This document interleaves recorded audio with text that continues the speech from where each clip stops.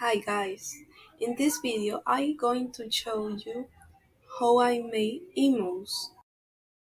The first thing I do is look for reference for the expression of the emos. In this case it's easy because I draw the emotion from inside out. First fact is that lately my muse is Beast Boy. Next, I make the sketch and focus on making the chart expression. For that, I use a 300 pixels canvas because the size of the image had to be 112 pixels. Drawing in this size is not comfortable for me. When the sketch is done, I start making the liner. For that, I use a pencil in size 7 and 10.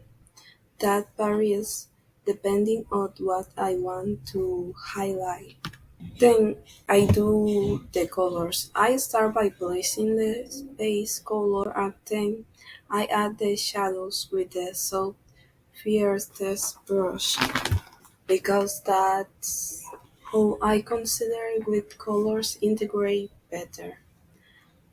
At this stage I also color the liner in dark color or in a saturate color depending on what I consider looks best. I don't recommend use pastel color because they possibly will not be noticeable when the reducing the format of the canvas.